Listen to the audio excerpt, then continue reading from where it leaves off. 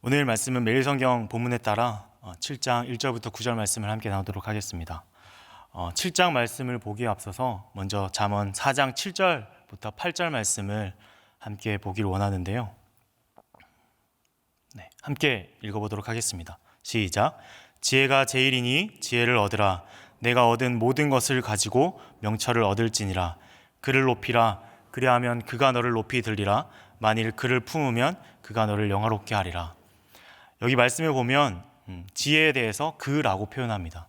하지만 사실은 여기서 이 지혜를 여성 명사로 히브리 문법은 표현하고 있습니다. 그래서 우리는 이 본문을 다시 읽을 필요가 있는데요. 제가 한번 다시 읽어드리겠습니다. 지혜가 제일이니 지혜를 얻으라. 내가 얻은 모든 것을 가지고 명철을 얻을지니라. 그녀를 높이라. 그리하면 그녀가 너를 높이 들리라. 만일 그녀를 품으면 그녀가 너를 영화롭게 하리라. 여기서 우리 잠언을 보면 잠언의 저자는 이 지혜를 여자로 표현합니다. 그리고 여자로, 여인으로, 지혜의 여인으로 비유를 들고 있습니다. 결국 오늘 우리가 함께 본 말씀 중에 그 여인을 품는다라는 표현이 나옵니다. 여기서 품는다는 것은 한번 이렇게 품고 이례적, 단회적으로 품는 것이 아니라 평생 동안 그 한 여인만을 품는 것을 의미합니다. 결국 그 지혜와 결혼하는 것을 의미하는 것이죠.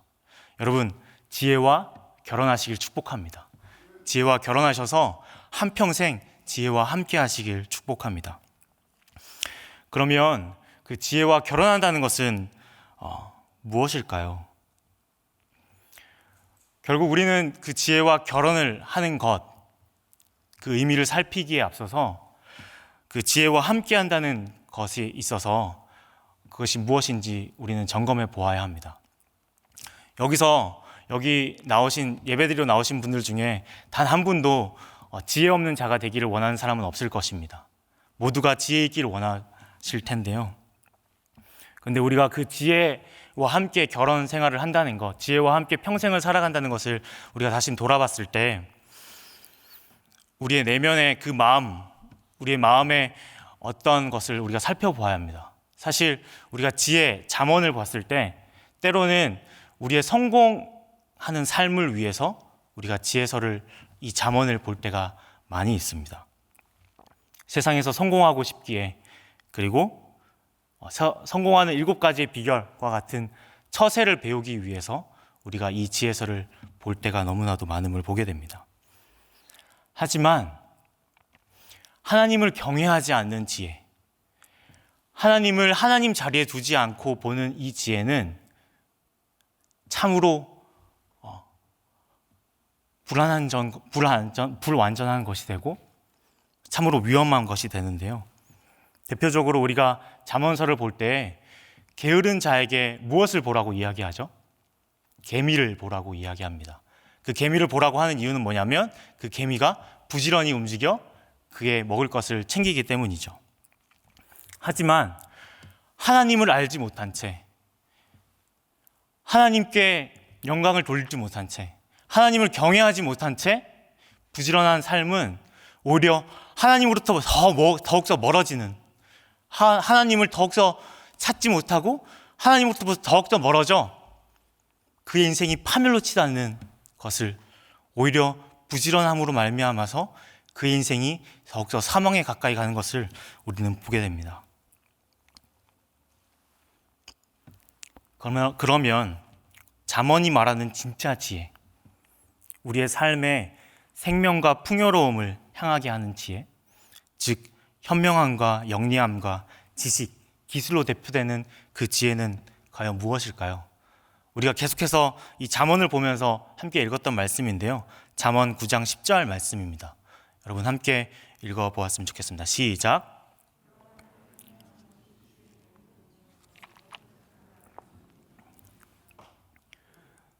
여기서 이 지혜의 근본을 뭐라고 표현하고 있죠? 여호와를 경외하는 것, 하나님을 두려워하는 것이라 표현하고 있습니다. 여기서 지혜의 근본이라는 것은 결국 지혜의 시작을 의미합니다. 결국 우리가 우리의 삶을 살아가면서 많은 문제들을 겪을 때 그 안에서 지혜롭게 행동하는 여러 가지 기술들, 여러 가지 지식들, 여러 가지 현명함들은 그 출발점이 무엇이 되어야 한다고요? 하나님을 경외하고 하나님을 하나님 자리에 두는 것으로부터 시작하여야 합니다. 그렇지 않으면 우리의 탐욕과 우리의 성공과 나의 결정과 나의 판단으로 시작된 그 지혜는 우리를 더욱더 하나님으로부터 멀어지게 하고 우리를 더욱더 망하게 하는 길로 가게 합니다. 결국 우리의 모든 지혜는 무엇으로부터 시작해야 하냐면 계속해서 강조하는 것이지만 하나님을 경외하는 것, 하나님을 두려워하는 것, 하나님을 하나님 자리에 두는 것으로부터 우리의 모든 지혜는 시작되어야 합니다. 우리가 함께 읽었던 말씀 중에 7장 4절 말씀을 보면 이런 말씀이 있습니다. 제가 읽어드릴게요. 지혜에게 너는 내 누이라 하며 명철에게 너는 내 친족이라 하라. 여기서 누이라고 표현하는 것은 사랑하는 사람을 표현할 때 말하는 표현이고요. 여기서 친족이라고 하는 것은 가장 친한 가족, 친구를 표현할 때 친족이라 표현합니다. 결국 여인으로 비유되는 이 지혜를 더욱더 사랑할 것을, 그리고 거룩한 자를 아는 것, 그것이 명철일진데 하나님을 아는 지식을 더욱더 가까이 하면서 지낼 것을 이 잠언의 저자는 그 아들에게 명령하고 있습니다. 그러면 이 지혜의 여인을 가까이에 두는 것, 그리고 명철이라는 친족을 가까이에 두면 무엇으로부터 멀어질 수 있냐면 음란한 여인으로부터 멀어질 수 있게 만들어줍니다. 결국 여기서 말하는 지혜 그리고 명철은 무엇으로부터 시작되는 것이죠? 하나님을 경외하는 것으로부터 시작하는 지혜의 여인을 함께 했을 때 그 음란한 여인에 빠지지 않게 되는 것입니다. 그러면 나쁜 지혜는 가짜 지혜, 지혜 같은 것은 무엇일까요? 반대로 하나님을 경외하지 않는 것으로부터 시작하는 지혜, 내 중심으로부터 시작하는 지혜가 진짜 지혜가 아닌 것입니다. 그것은 모조품 지혜일 것이에요. 그 모조품 지혜는 우리의 삶을 생명으로 향하게 하는 것처럼 보입니다. 그리고 우리의 삶을 풍요롭게 만드는 것처럼 보여요. 그리고 우리의 모든 욕구를 채워줄 것만 같은 지혜처럼 보입니다. 그것이 어떤 모습으로 이 성경에는 표현하고 있을까요? 그것은 바로 음란한 여인입니다. 이 음란한 여인은 말로 그 아들을 호리는 자입니다. 여기에서 한 젊은이가 등장하는데요. 이 젊은이는 하나님을 경외하는 지혜로부터 시작하는 지혜를 갖지 못한 자입니다. 그러기에 그는 그의 삶을 풍요롭게 해줄 지혜를 찾으러 거리를 돌아다니고 있습니다. 그러다가 무엇을 발견하게 되냐면 음란한 여인을, 음녀를 발견하게 되는 것이죠.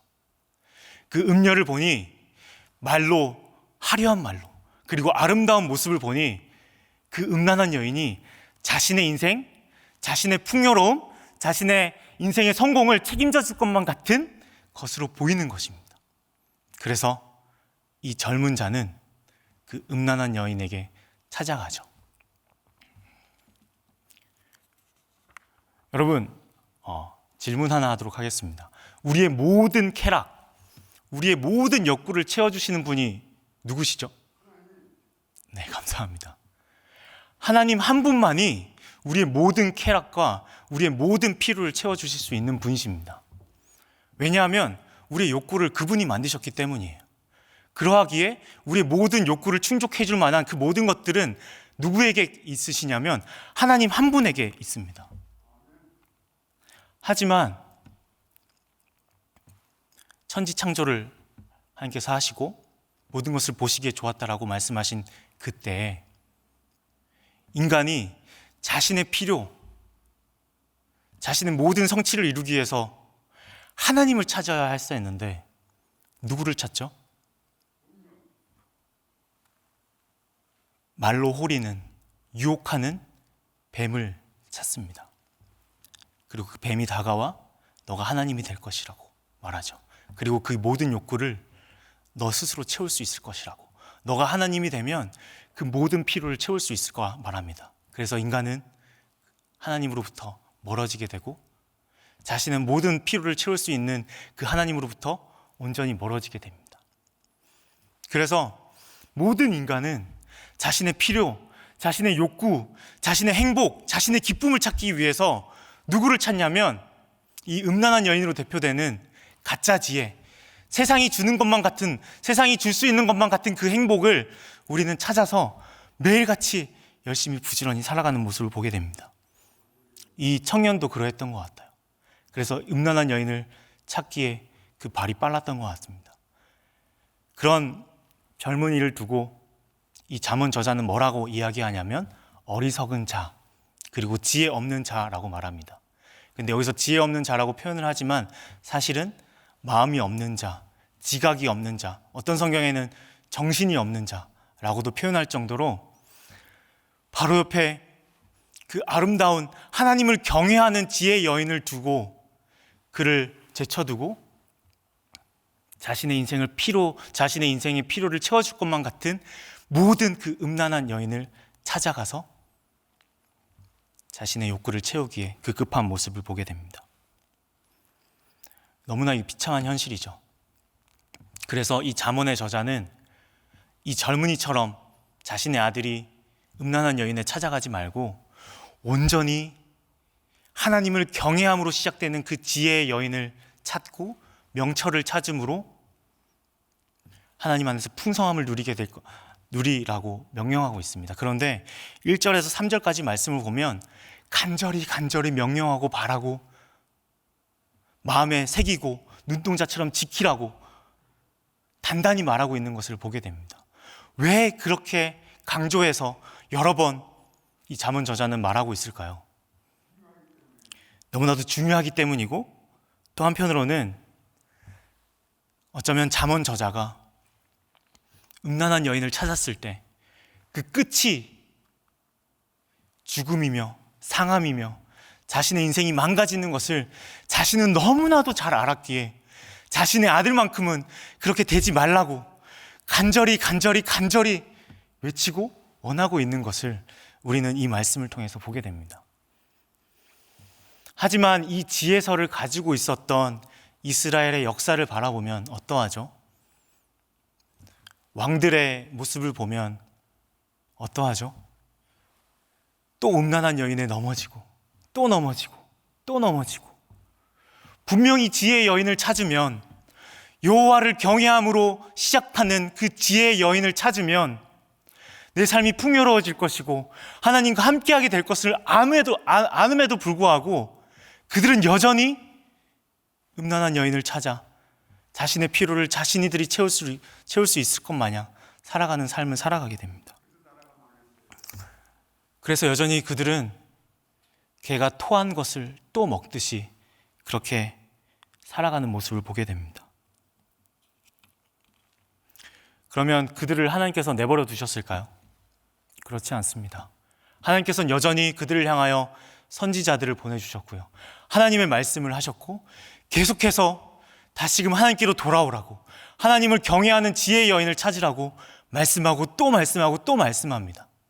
하지만 여전히 이스라엘 백성들은 또 넘어지고